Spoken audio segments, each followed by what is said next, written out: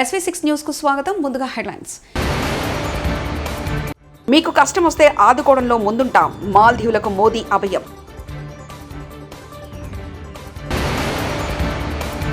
పవన్ కళ్యాణ్ ప్రసంగం 70వ వన్యప్రాణి వారోత్సవ కార్యక్రమం మంగళగిరిలో.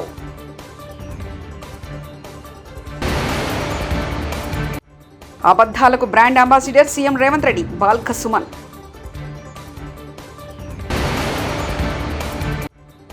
ధనలక్ష్మిగా అమ్మవారు 45 లక్షల కరెన్సీ నోట్లతో అలంకారం. త్వరలోనే తెలుగుదేశం పార్టీలో చేరుతా మాజీ ఎమ్మెల్యే తీగల కృష్ణారెడ్డి. ద్వీపదేశమైన మాల్దీవులకు ఏ కష్టం వచ్చినా ఆదుకునేందుకు భారత్ ముందుంటుందని ప్రధానమంత్రి నరేంద్ర మోదీ అన్నారు.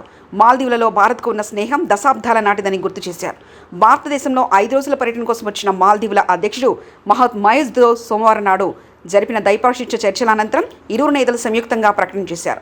सबसे पहले मैं राष्ट्रपति मोदी जी और उनके प्रतिनिधि मंडल का हार्दिक स्वागत करता हूं. भारत और मालदीव के संबंध सदियों पुराने हैं और भारत मालदीव का सबसे करीबी पड़ोसी और घनिष्ठ मित्र देश है. हमारी नेबरहुड फर्स्ट पॉलिसी और सागर विजन ने मालदीव का महत्वपूर्ण स्थान है. इन दोनों में भारत ने सदैव मालदीव के लिए फर्स्ट रिस्पॉन्डर की भूमिका निभाई है.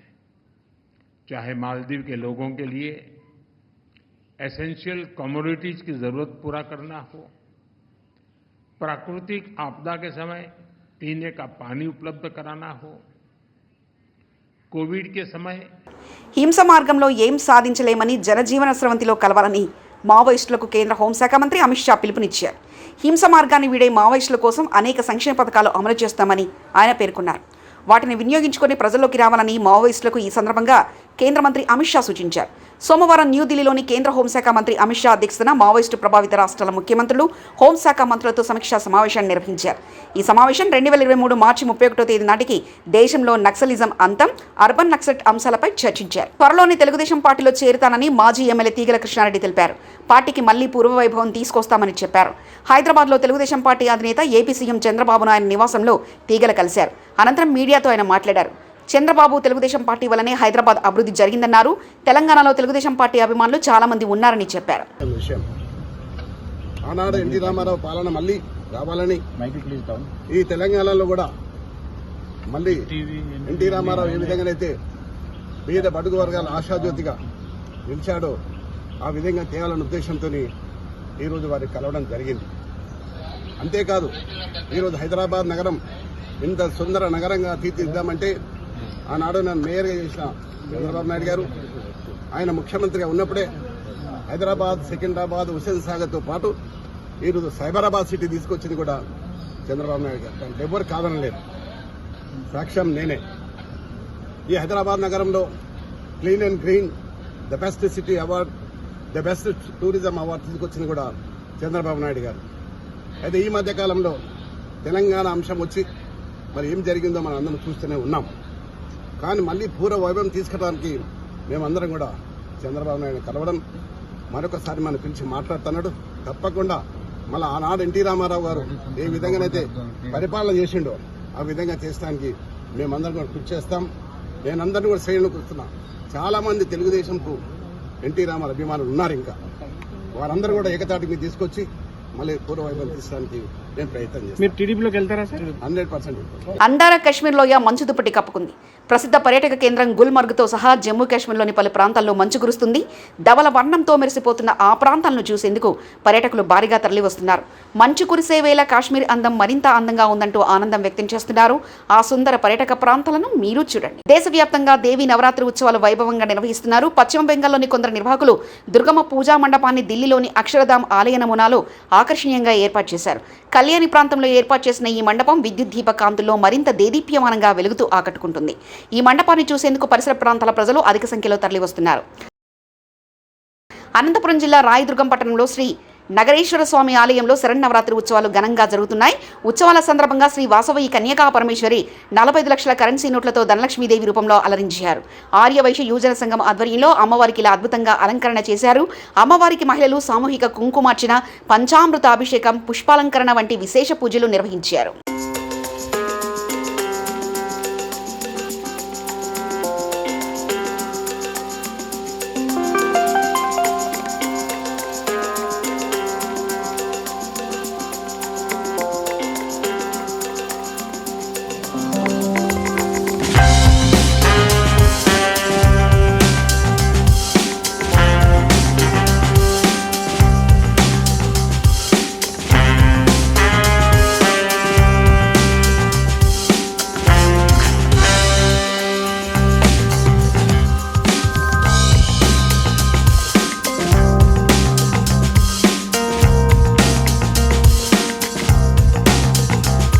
మంగళగిరిలో అరణ్య భవన్లో నిర్వహించిన వన్యప్రాణి వానోత్సవ కార్యక్రమంలో ఉప ముఖ్యమంత్రి పవన్ కళ్యాణ్ పాల్గొన్నారు.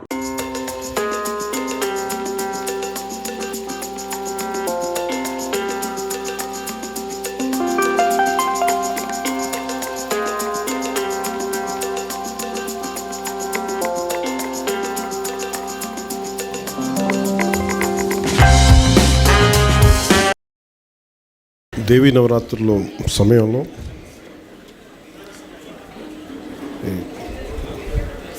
ఈ వారోత్సవాలు, అటవీ సంరక్షణ వారోత్సవాలు జరుపుకోవడం చాలా ఆనందంగా ఉంది. ముందుగా ఇక్కడ కొంచెం మీరు పక్కకు వస్తే పిల్లలు కనిపించవచ్చు కదా, కొంచెం దయచేసి రండి ప్లీజ్. కొంచెం ముందున్న వాళ్ళు కూర్చోండి సార్, మధ్యలో ఉన్న పిల్లలు ప్లీజ్ దయచేసి కొంచెం. మీరు ఎవరు కావాలి కింద కూర్చొని ఫొటోస్ తీసుకోండి. మీరే భవిష్యత్తు కదా, మీకు కనిపించకపోతే అట్లా. పాపం నిజంగా మీరు దసరా సెలవుల్లో ఇంట్లో కూర్చొని సరదాగా ఉండాల్సిన మీరు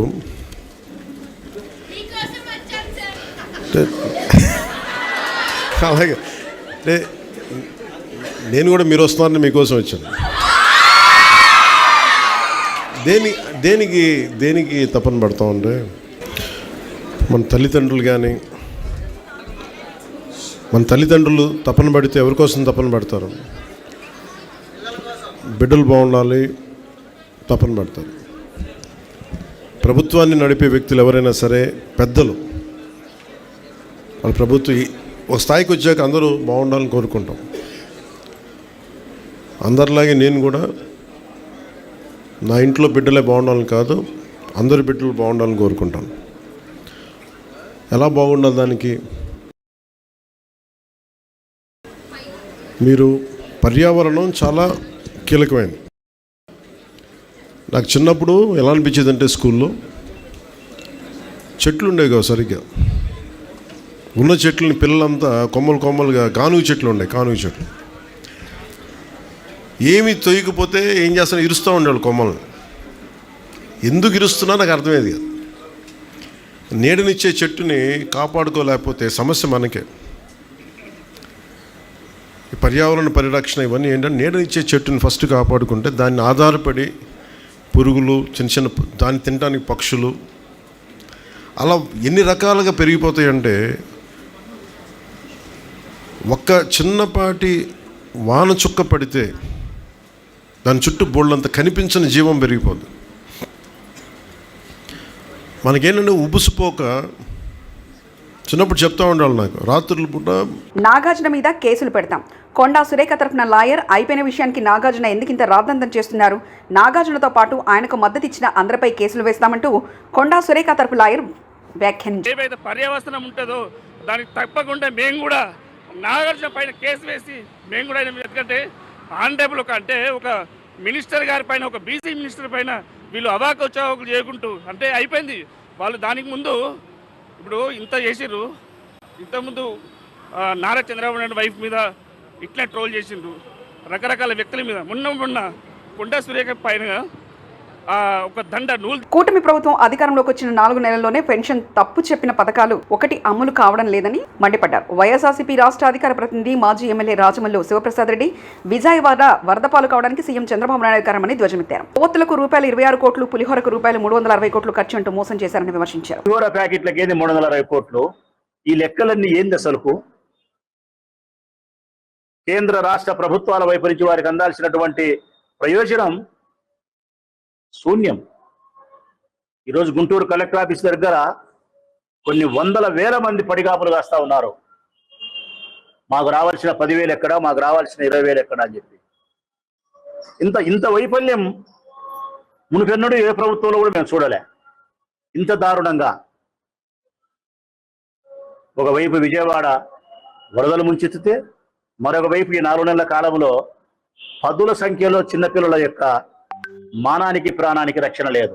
విజయవాడ వరదలు ముంచెత్తితే, మరొక వైపు ఈ 4 నెలల కాలంలో పదుల సంఖ్యలో చిన్నపిల్లల యొక్క మానానికి ప్రాణానికి రక్షణ లేదు.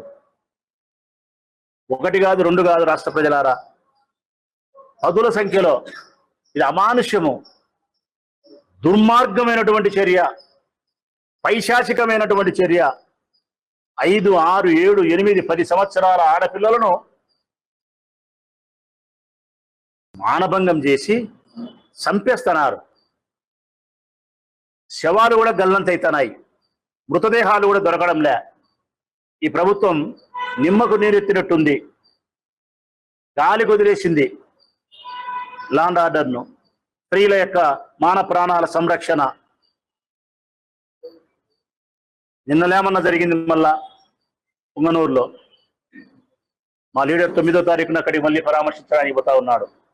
నంద్యాల జరిగింది, పుంగనూరులో జరిగింది. ఎన్ని హత్యలు జరిగినాయి ఇప్పటికీ? ఈ ప్రభుత్వం ఏర్పడినప్పటి నుంచి ఈ రాష్ట్రంలో స్త్రీలకు కానీ, చిన్నపిల్లలైనటువంటి ఆడపిల్లలకు కానీ ప్రాణాలకు మానాలకు రక్షణ లేదు. ఇది పూర్తిగా ఈ ప్రభుత్వం యొక్క వైఫల్యమే. శాంతి భద్రతలు పూర్తిగా కట్టుబాట్లు లేకుండా కట్టలు పెంచుకొని పక్కదారి పట్టింది. తెలంగాణ ముఖ్యమంత్రి రేవంత్ రెడ్డి అబద్ధాలకు బ్రాండ్ అంబాసిడర్లుగా మారారని బీఆర్ఎస్ మాజీ ఎమ్మెల్యే బాల్కసుమన్ అన్నారు. గత బీఆర్ఎస్ ప్రభుత్వం చేసిన పనులను కాంగ్రెస్ ప్రభుత్వం చెప్పినట్లుగా గొప్పలు చెప్తున్నారని, తెలంగాణ సమాజం దీన్ని గమనిస్తుందని ఆయన చెప్పారు. బీఆర్ఎస్ హయాంలో ఇచ్చిన ప్రభుత్వాల ఉద్యోగుల నోటిఫికేషన్లు తామే ఇచ్చినట్లు బిల్డప్ ఇస్తున్నారని ఆగ్రహించారు. నిన్న ఆదివారం హైదరాబాద్ శిల్పకళా వేదికలో ప్రభుత్వ ఉద్యోగాలకు ఎంపికైన అభ్యర్థులకు నియామక పత్రాలు అందించే కార్యక్రమంలో సీఎం పచ్చి అబద్ధాలు చెప్పారని ధ్వజమెత్తారు. సీఎం రేవంత్ రెడ్డిపై తెలంగాణ భవన్లో బాల్కసుమన్ విమర్శలు గుప్పించారు.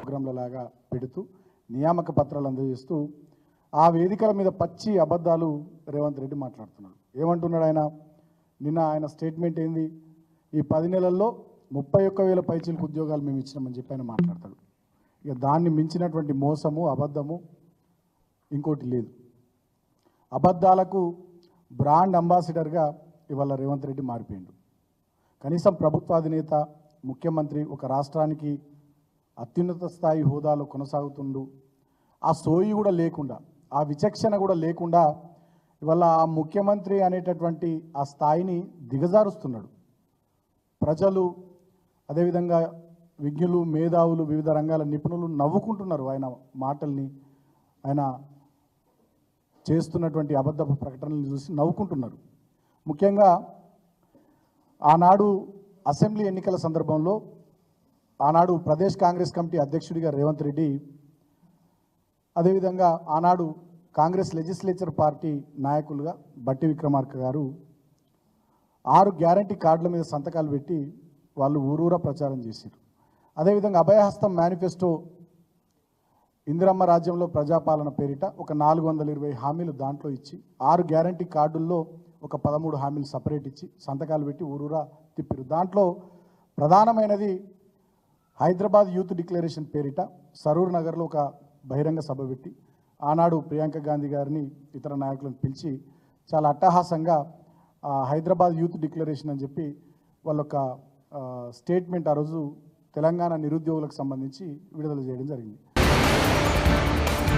మీకు కష్టం వస్తే ఆదుకోవడంలో ముందుంటాం, మాల్దీవులకు మోదీ అభయం.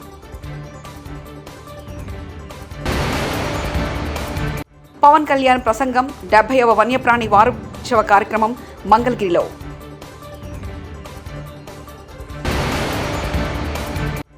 అబద్ధాలకు brand ambassador CM Revanth Reddy Balka Suman.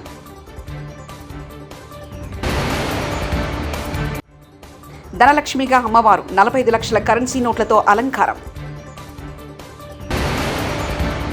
త్వరలోనే తెలుగుదేశం పార్టీలో చేరుతా మాజీ ఎమ్మెల్యే తీగల కృష్ణారెడ్డి.